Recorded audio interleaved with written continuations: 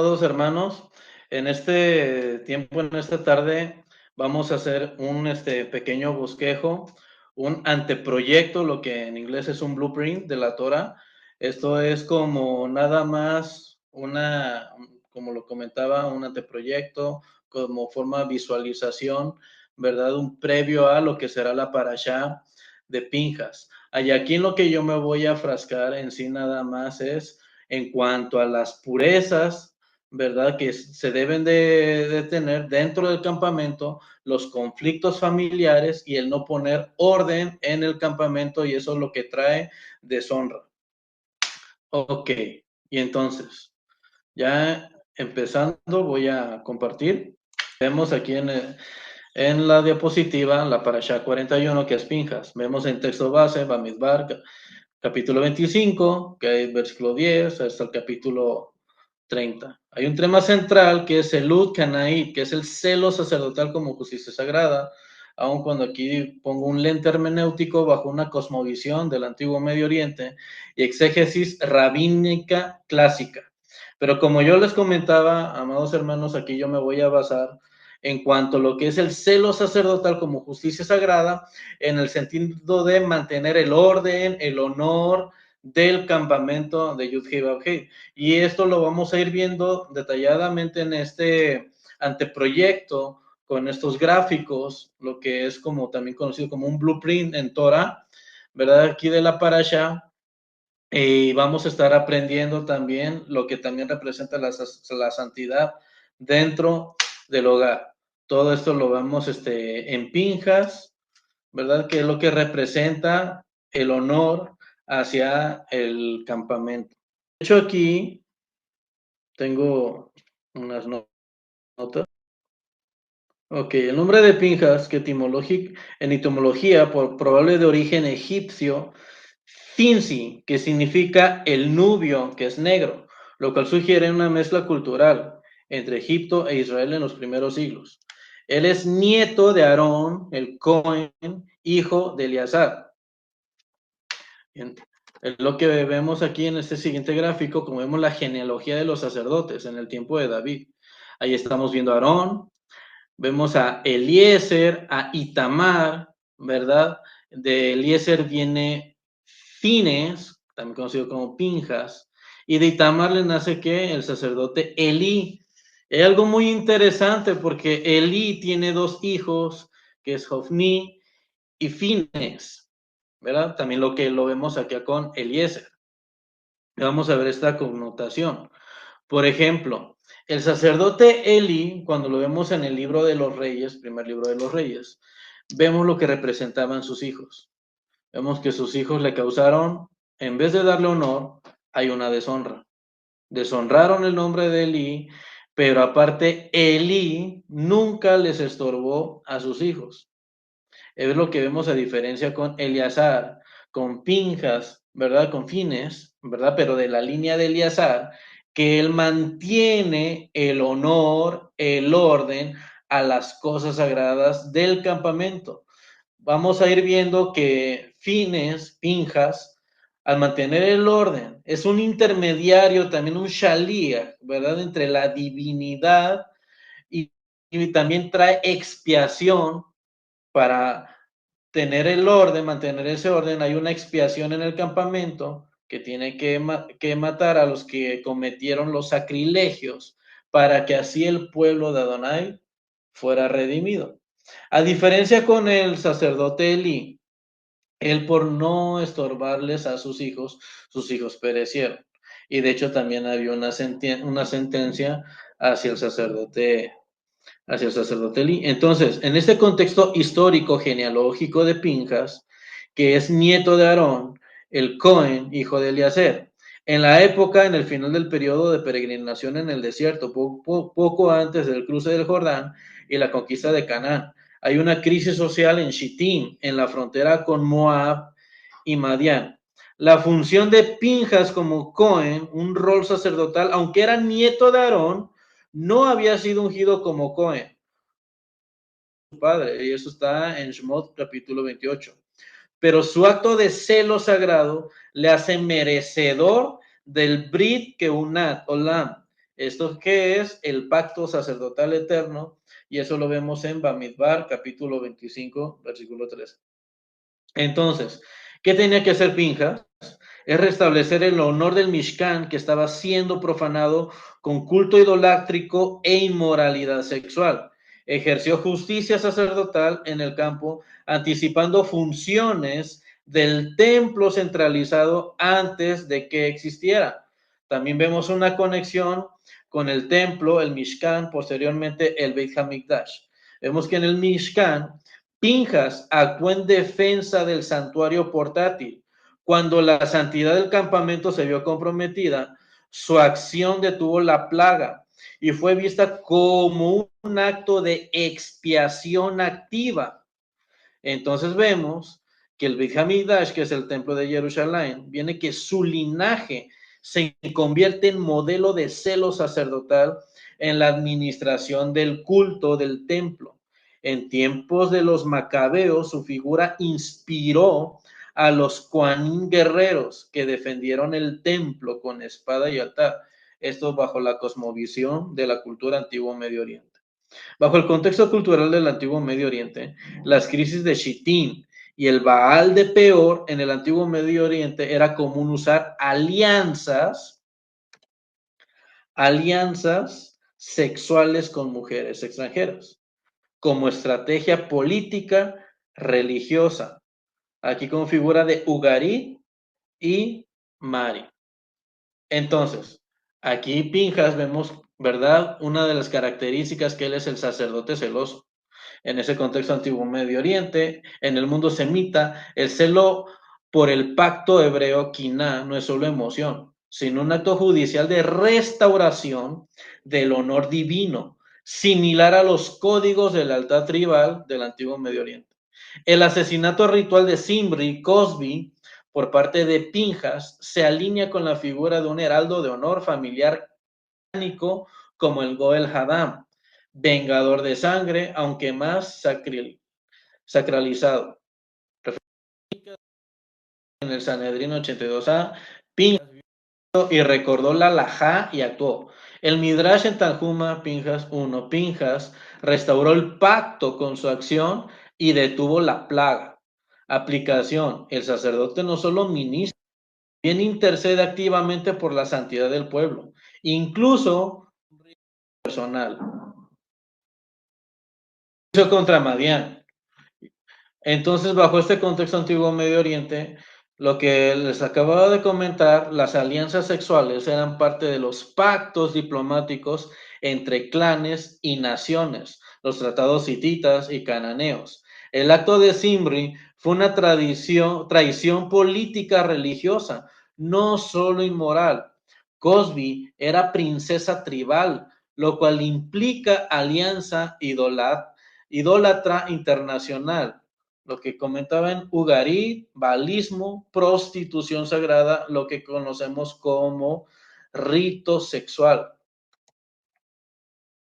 Referencias rabínicas en Bamidbar Rabá 23, aquí vemos que Cosby, ¿verdad? Fue enviada con intención de seducir y destruir a Israel. Lo vemos en Bamidbar capítulo 25.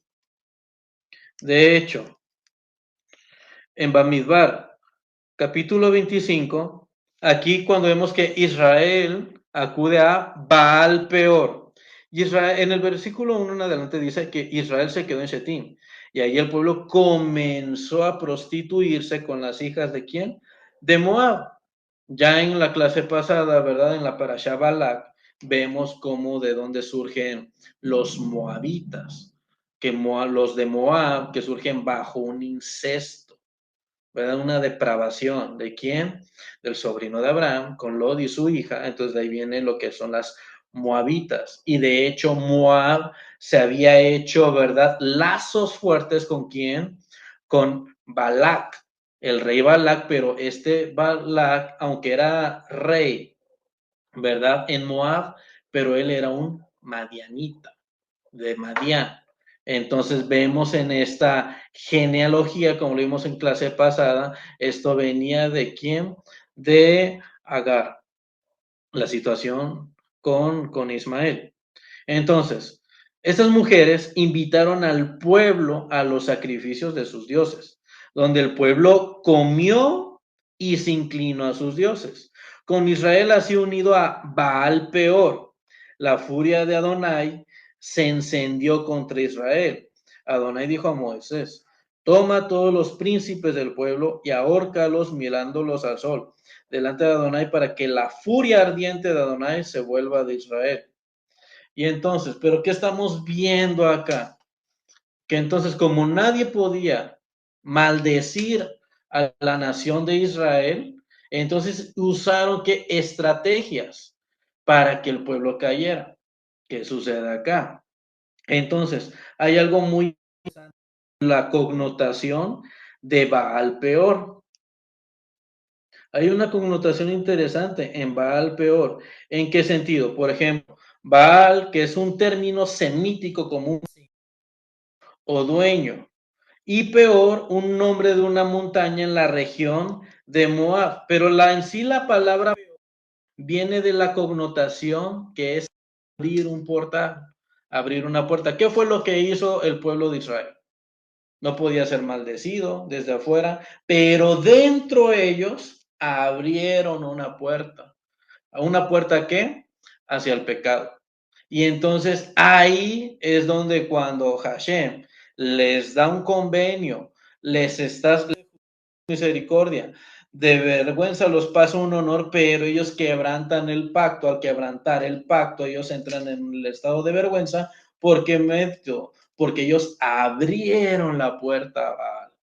Entonces esto es lo que se connota lo de Baal Peor bajo un contexto religioso cultural del antiguo Medio Oriente, que es el culto de la fertilidad en el entorno y moabita. Los dioses de fertilidad, Astarte y Kemosh, estaban vinculados con la prosperidad agrícola, la lluvia y la procreación.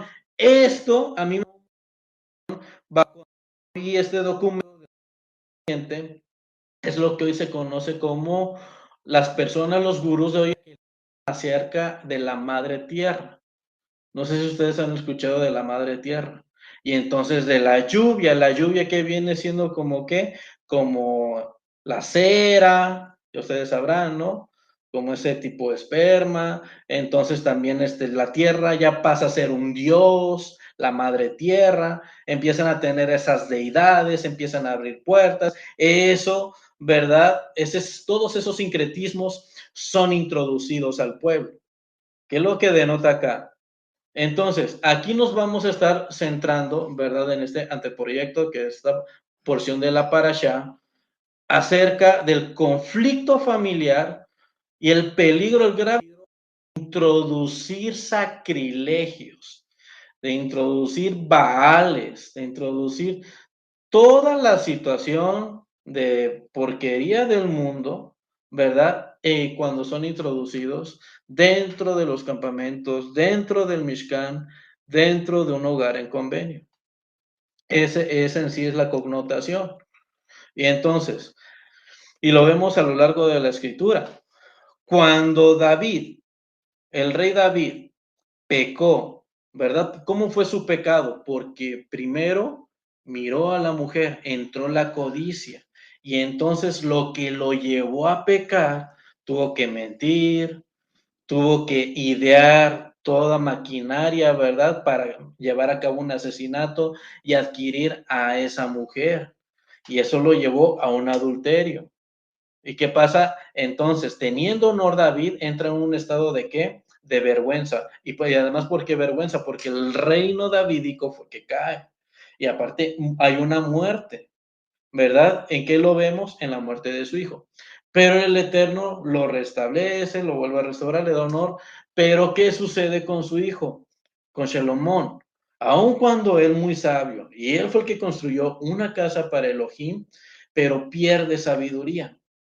Él pudiendo tener todas las vírgenes dentro del palacio, mujeres que están en convenio, que están dentro, pero por la vista, por la codicia, él se junta con Nahma, esta mujer, ¿verdad? Y entonces ella le introduce todas las deidades, todo el paganismo y se ejecuta dentro del campamento, dentro de ese Mishkan. ¿Y qué es lo que pasa? Igual vuelve destrucción. Y lo vemos desde Bereshit, ¿verdad? El Eterno le manda unas instrucciones. ¿A quién? A Adán. Tiene que, ¿qué? Que ser el sacerdote. Un sacerdote que es, entonces, ese intermediario que tiene que custodiar, ¿verdad? El jardín. Él es como un jardinero y tiene que cuidar a su mujer, a Eva. Pero ¿dónde estaba de Adán? Y entonces ahí es cuando vemos que cae igual por no estar custodiando el jardín del Edén, deja que entre la serpiente, seduce a Eva y es seducido por Adán. Y entonces, ¿qué es lo que estamos viendo acá? ¿Qué efecto entonces las instrucciones, lo que la Torá hace en nuestra vida? La Torá, amados hermanos, evita que yo desee lo que yo vea. Evita que yo desee tocar lo que no debo de tocar y comer lo que me va a llevar a la muerte. Ese efecto es lo que produce la Torah en nosotros. Cuando nosotros podemos entender, amados, esto, es cuando entonces podemos estar en shalom, en comunión y respetamos el convenio con Hashem.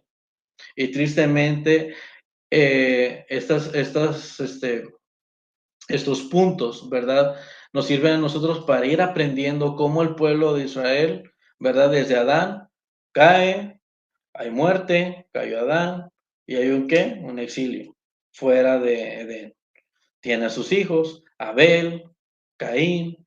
Entonces Caín le tiene envidia a Abel porque trajo una mayor ofrenda, ¿verdad? Entonces Hashem le dice, ¿por qué se entristece tu rostro? ¿Que no estás viendo que el pecado está tocando a la puerta? Si bien hicieres, no mudaría tu rostro. Pero, y entonces mata a Abel, se le pone una marca, cae en muerte Caín, ¿verdad? En el sentido espiritual, queda exiliado, se le pone una marca y queda en el exilio. Y así lo vemos a través de toda la historia. Ese tipo de caídas hacia toda la nación de Israel, lo que vamos aprendiendo. Entonces, como censo en la segunda generación, vemos contexto antiguo Medio Oriente, que el censo no solo cuenta de hombres en determinada estructura tribal, capacidad bélica y herencia territorial. Mariebla, censos para distribución de tierra en una posguerra. El nuevo conteo marca el inicio de una generación post-desierto como un nuevo Israel ya generacional, ¿verdad? Con lo que todos los puntos que hemos estado detallando. Aquí hay unas referencias, Rashi sobre 26.1, como pastor después de una plaga, el Eterno cuenta sus ovejas, la aplicación, el Eterno reestructura el liderazgo y la herencia tras la purificación del campamento. Aquí me voy a ir adelantando un poquito por el tiempo. La sucesión de liderazgo en Yehoshua. Vemos en el contexto antiguo Medio Oriente, el traspaso de liderazgo en culturas antiguas era un ritual público y con imposición simbólica común en Egipto y Mesopotamia. Moisés no hereda el liderazgo a sus hijos como en culturas dinásticas, sino al más digno, siguiendo el patrón del siervo fiel. Vemos aquí las referencias rabínicas, Midrash, Sifrei Bamidbar, 141. El rostro de Moisés era como el sol, el de Josué como la luna, pero ambos reflejaban la luz divina. Aplicación. El liderazgo en Israel se basa en mérito espiritual y obediencia y no tanto el linaje. Vamos a ver ahorita un punto muy, muy importante acerca de Pinjas también. Corbanos diarios y festivos. Contexto Antiguo Medio Oriente, los calendarios sagrados del Antiguo Medio Oriente, Ugarit, Babilonia, también incluían ciclos lunares, ofrendas comunitarias, pero sin la ética monoteísta hebrea. Israel transforma lo común en liturgia de pacto. Cada sacrificio es una renovación del Brit, lo que es del pacto. Aquí vemos unas referencias rabínicas. Me voy a ir adelantando. Ok, votos y juramentos. Antiguo Medio Oriente, los votos eran vinculados y sagrados. Quebrantar un juramento podía llevar con pena capital o maldición de los dioses, juramentos hititas y de Mari. Israel regula los votos bajo el marco de la autoridad familiar y sacerdotal, elevando su santidad. Vemos aquí unas referencias rabínicas. Conclusión general. Pinjas representa el corazón del verdadero líder israelita, el celo por el pacto restaurador de justicia, promotor de santidad y ejemplo de obediencia radical. Esa parasha conecta con la guerra espiritual, gobierno divino, justicia de género, liturgia nacional y liderazgo transgeneracional.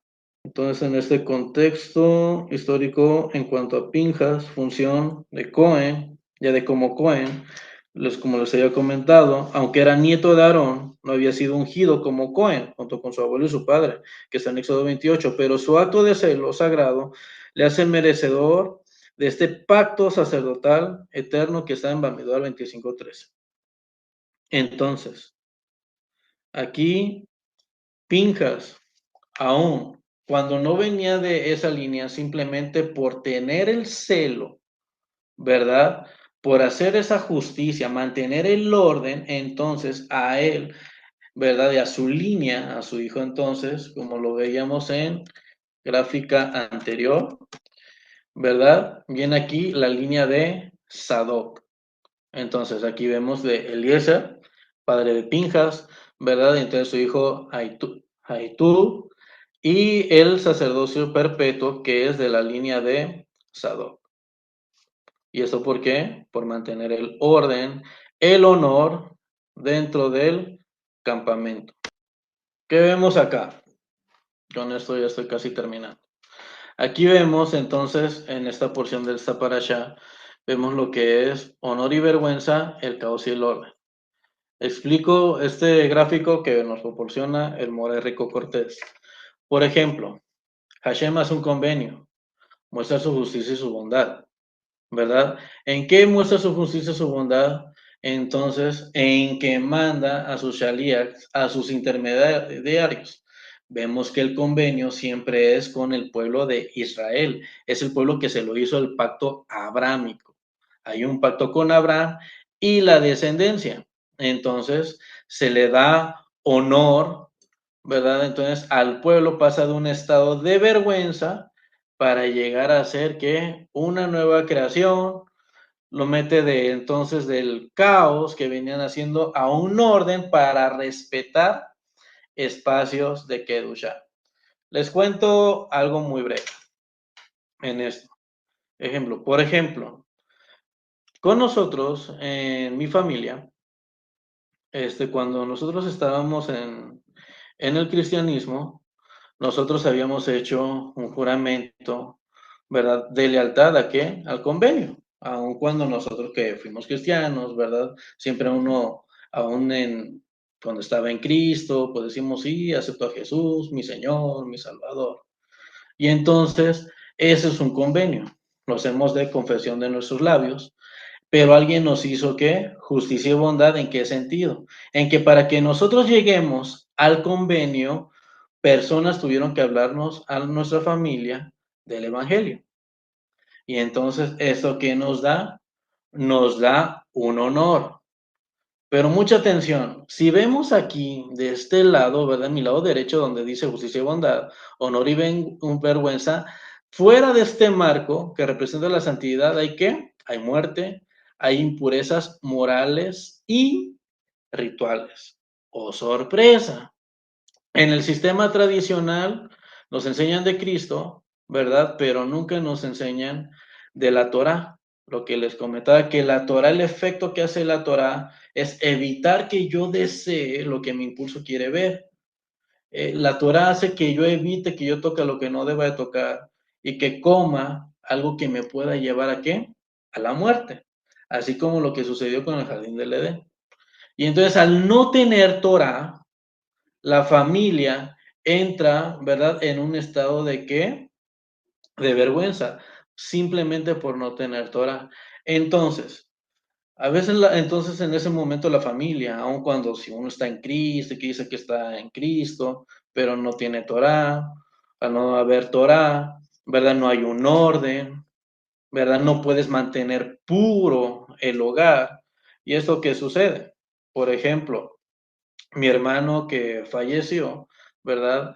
Él, pues tristemente, pues obviamente le había dado cavidad, entonces, a un cierto desenfreno por no tener congruencia ahí en el convenio.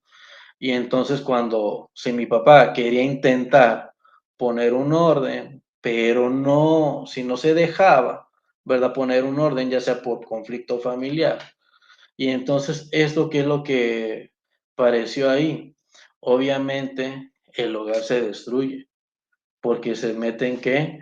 Impurezas, ¿verdad? Se meten muchos, que la palabra que comentaba hace un momento, mucho sacrilegio, no había orden, abrías las puertas a Satanás para entrar cosas impuras. Y entonces mi hermano empezó a qué, a lo mejor arrastrar a mi hermana más chica. Y esto sucede, este conflicto familiar.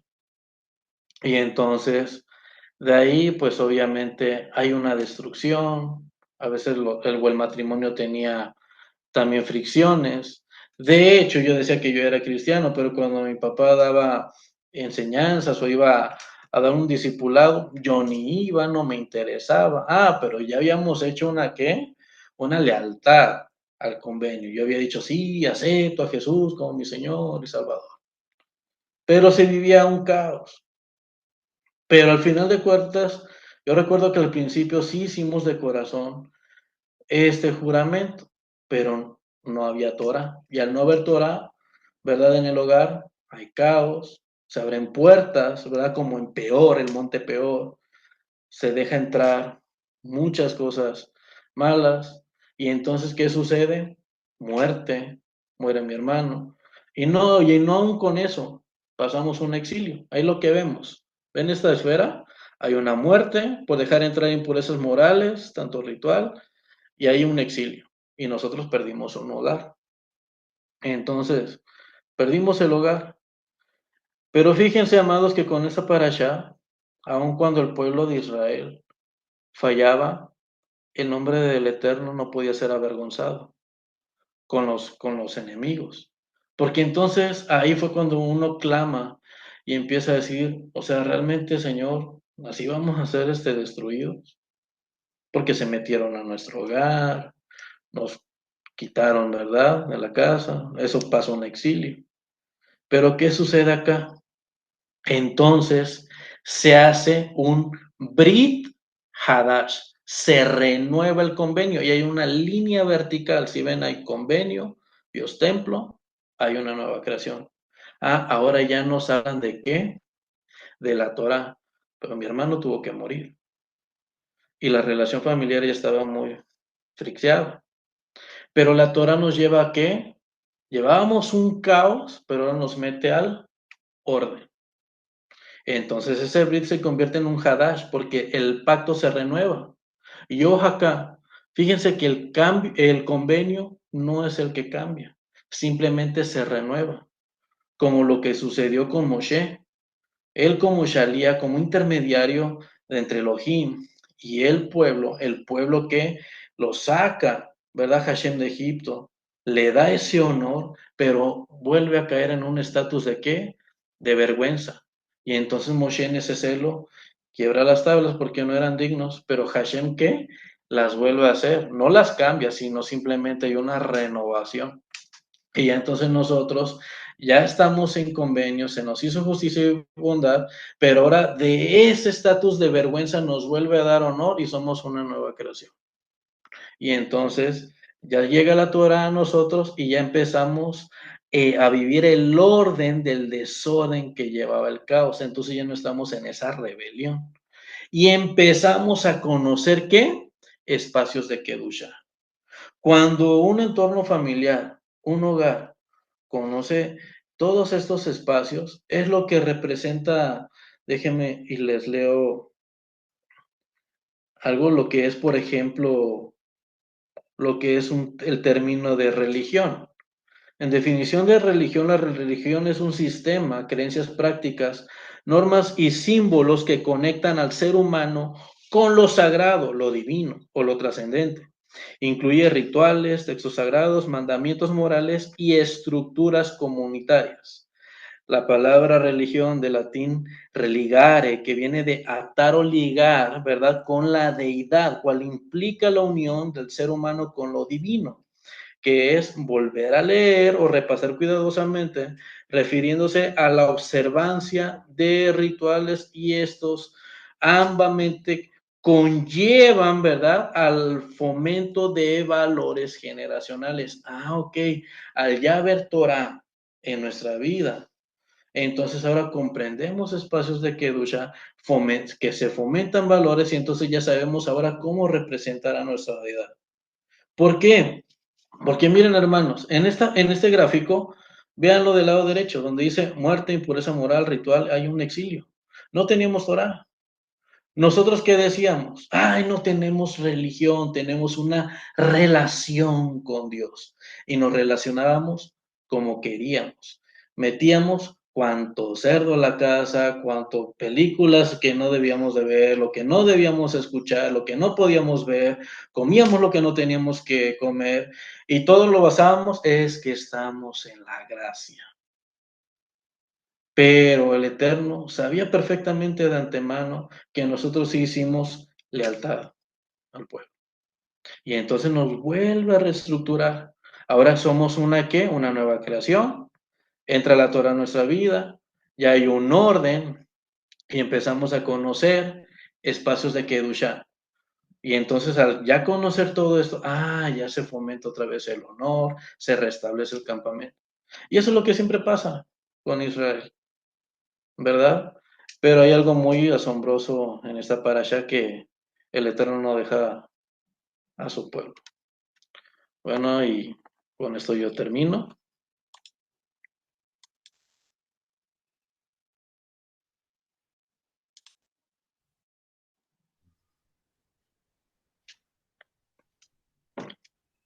Y que sean todos bendecidos. Este es un pequeñito proyecto, ¿verdad? De esta representación en la parasha Pinjas, de traer, restablecer el honor, ¿verdad? La honra, de pasar de un estado de vergüenza a pasar a un honor. Shalom, que el Eterno les guarde y les bendiga.